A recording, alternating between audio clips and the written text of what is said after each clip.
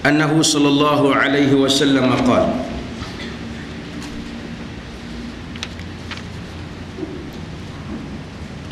innama ju'ila al-imamu liyu'tamma bih. Ini bab iqamatis saf min tamamis salat, bab meluruskan saf termasuk daripada menyempurnakan salat.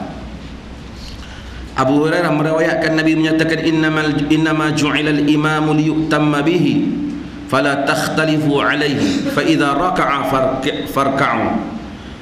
farka'u wa idza qala sami Allahu liman hamidah faqulu rabbana lakal hamd wa idza sajada fasjudu wa idza shalla jalisan fasallu julusan ajma'un wa uqimu saff as-salah fa inna iqamatas saffi min husnis salah.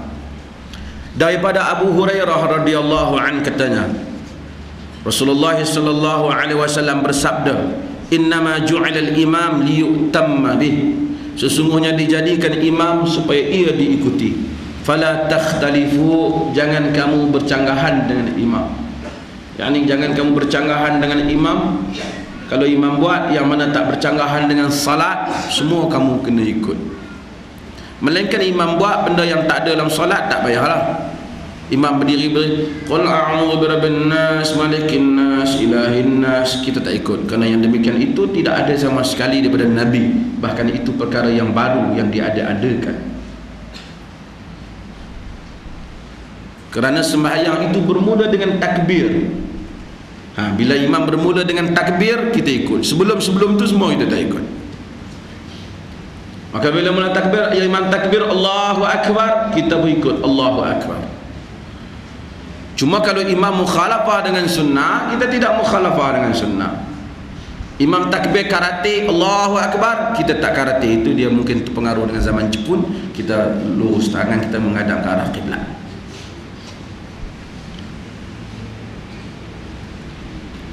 Maka Allahu Akbar, kata Allahu Akbar.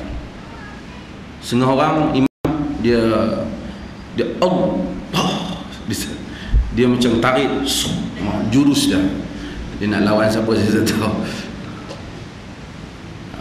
Allahu Akbar, setentangan dada dia, tepatan dengan telinga dia, bersetentang dengan dada dia, dia takbir.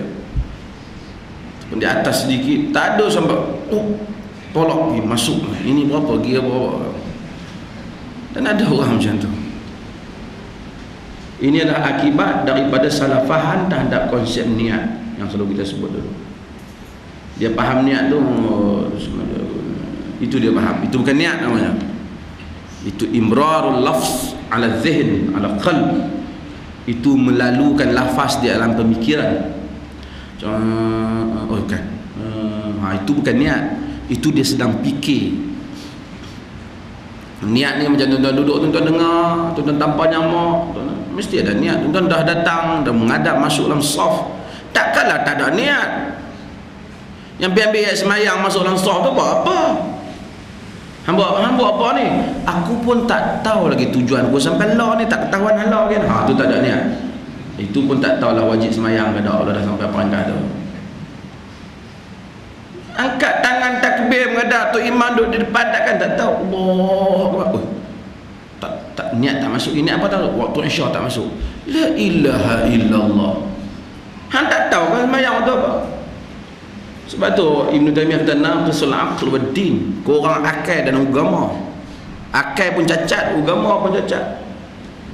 Nak makan nasi, tak masuk. Nasi ke gandum, nasi ke gandum. Takkan macam tu. Nak masuk dalam mulut kan, nak buang dalam telinga. Itu apa? Stupid. Benda macam tu. Takkanlah. Kacau orang 3-4 kali.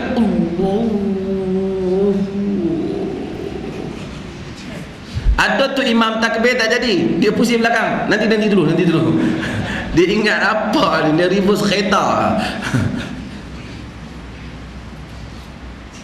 Takbir sekali Allahu Akbar, settle. Ni itu semua buah makna yang saya selalu sebut tuan-tuan. Kalau tu imam Allahu Akbar, kita memang tak boleh ikut dia imam. Pasal tu imam kata Allahu Akbar. Tu imam tanya, adakah Allah Maha Besar? Dia tak takbir, dia tanya. Dia ubah mana kalau dia kata Allahu Akbar, apa? Allahu Akbar. Kita hebat tu imam tu, dapat tangkap dia niat. Dia ingat niat ni nyamak ke apa? Sama dia kata Allahu Akbar. Semua tu ubah-ubah makna ni tuan. Tak sah takbir dia. Hak tu tak sah takbir. Tak usah buat syarat banyak-banyak. Hak tu memang clear, dia bukan maksud. Dia baca, dia bukan takbir, dia bukan membesar. Sama juga Allahu Akbar. Itu pun satu hal ya. Allah adakah dia Maha Besar? Dan ni ramailah manusia yang macam ni, kena duduk tepi kita. Sebab tu kacau orang semayang ni, tak tahu lah. Sebab tu tuan-tuan belajar. Kadang-kadang kita tengok ada sebahagian sahabat apa.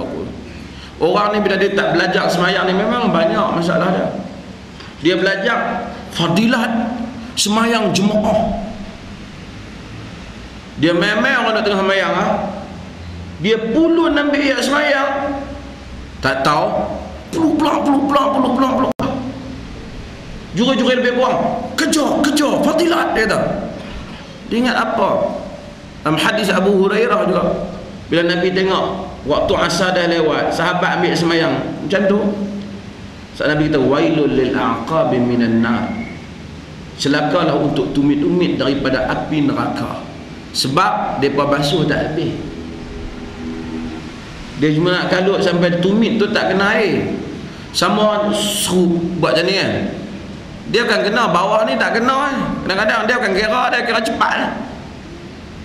Hak tu bagi teliti, tapi tak maulah teliti sampai lokueh macam mandi wajib. Tu pun ada juga semua orang ambil semayang lokueh, dia jadi was-was. Itu tak boleh lah, dia kan kadar dia. Lepas ambil kita main semayang, jangan lari. Idza uqimatis salah fa'tuha wa alaikum bis-sakinah. Bila didirikan semayang, datang dalam keadaan kamu tenang, kata Nabi. Nabi dengar orang datang cepat. Nabi dengar jalabatul rijal, mari kelang kabut. Nabi kata bila didirikan semayang, datanglah keadaan tenang. Wa ma adraktum fasallu, apa yang kamu dapat kamu semayang. Wa ma fatakum, apa yang kamu hilang fatimmu, maka kamu sempurnakan. Jadi mari kata imam, ikut betul-betul. Imam takbir Allahu Akbar, Allahu Akbar. Melainkan imam mukhalafah sunnah, kita tahu sunnah tidak demikian. Kita pergi ke negeri orang mazhab Malik, sebagian Allahu Akbar dilurus tangannya. Dia tak letak tangannya di atas dada, dia lurus tangannya. Oleh kerana nas dalam masalah itu sangat jelas bahawa tangan diletakkan di dada, maka hendaklah kita ikut di belakang, kita letak atas dada dalam hal itu. Kerana itu jelas hadis dalam masalah itu. Itu tidak, tetapi pergerakan besar imam mesti kita ikut. Bila dia rokok, fa idza raka'a farka'u. Apabila imam rokok, maka kamu pun rokok bersama imam. Setengah orang bila imam rokok, dia tak Bismillahirrahmanirrahim, Alhamdulillahirabbil. Dulu baca okey sikit, pergi ikut kelas tajwid, tu dia jadi macam tu. Saya bukan tak suruh ikut kelas tajwid, pergilah ikut kelas tajwid, memang penting. Tapi janganlah melampau-lampau sangat. Kadang-kadang orang ni baca ustaz tu pun sendiri, dia tak apa nak betul. Dia orang tu baca Bismillahirrahmanirrahim, Bismillahirrahmanirrahim. Tengah terus nampak muka ustaz. Oh, Bismillahirrahmanirrahim. Oh, sampai setengah tu. Tu benar. Waktu tak habis-habis, imam orang dah rokok, dah bangkit. Oh ya Allah, hamidah, Bila imam kata sami Allahu liman hamidah, faqulu rabbana lakal hamd. Kamu pun kata rabbana lakal hamd. Dalam riwayat lain rabbana walakal hamd. Kedua-dua boleh. Imam kata sami Allahu liman hamidah, kita rabbana walakal hamd. Itu kita tak sama dengan macam imam kata. Ada pendapat Albani rahimahullah, dia kata sama, iaitu kita berkata sami Allah liman, cuma kita tambah rabbana lakal hamd. Kita zahir hadis ni rabbana lakal hamd atau rabbana lakal hamd. Rabbana lakal hamd, rabbana lakal hamd. Wa idza sajada fasjudu. Bila imam sujud, kamu sujud. Jangan bila imam sujud, Allah imam tak baca qunut lah, aku kena baca. No. Pas sujud, kamu sujud. Wa idza shalla jalisan fasallu julusan ajma'in. Apabila imam semayang duduk, kamu semua semayang duduk. Ini pada awalnya demikian. Masa awal Nabi kata macam ni. Nabi sekali semayang duduk dalam hadis yang sahih kerana baginda jatuh kuda. Jadi baginda sakit, baginda tak boleh bangun, baginda semayang duduk. Lalu baginda sallallahu alaihi wasallam suruh sahabat juga semayang duduk macam baginda. Tetapi di dalam hadis pada akhir hayat Nabi, ketika baginda sakit, ketika baginda ingin wafat, baginda akan wafat, baginda mengambil tempat Abu Bakar Siddiq, baginda sembahyang duduk, sedangkan sahabat sembahyang berdiri, baginda suruh. Jadi perbuatan yang awal ini mansuh, dibatalkan. Tuan-tuan guna perkataan mansuh. Maka kalau imam yang duduk berdasarkan perbuatan akhir Nabi, yakni arahan awal Nabi nak bagi betul-betul semua konsisten, ikut imam, concentrate dalam fokus di dalam untuk following di imam, dalam ikut pergerakan imam, maka dengan itu baginda suruh semua. Tapi dah orang dah faham dah, maka baginda kata, baginda pada akhir hayat baginda semayang duduk, sahabat semayang berdiri. Jadi kalau tok imam semayang duduk, kita semayang berdiri. Bolehkah tok imam semayang duduk, kita semayang berdiri? Tok imam main satu orang alim ni, orang saleh alim, kita nak ustaz jadi imam lah, kita tok syekh, saya dia kata bukan boleh semayang berdiri, kaki sakit kan. Tak bahasa semayang duduk. Oh tak boleh tu, macam mana nak semayang? Boleh, dia boleh semayang duduk, kita di belakangnya berdiri.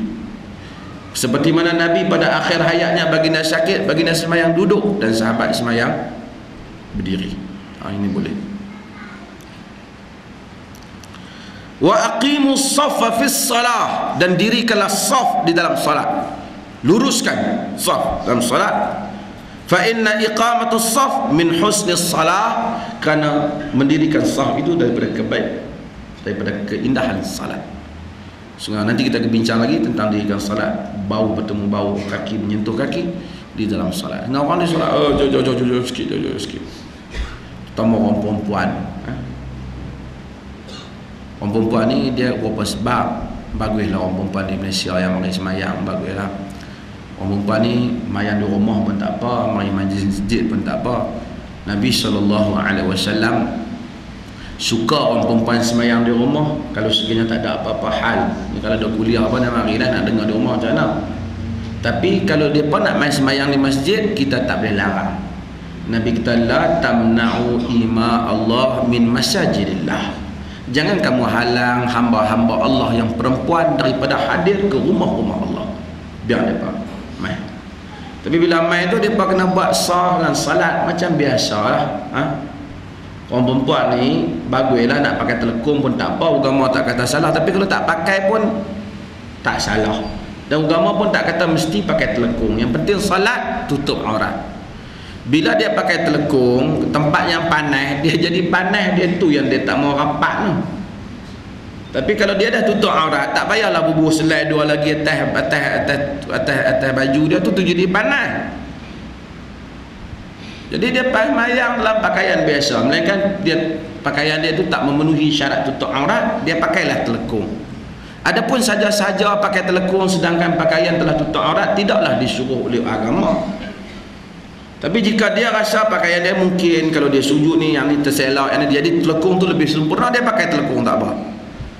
Tapi bila dia dah pakai sempurna, dipakai pula telekung ke atas tu dia panas. Jadi tak apalah nak belakang telekung tak apa, tapi hendaklah kita tahu bahawasanya bukan syarat orang perempuan sembahyang ni kena pakai telekung, bukan syarat.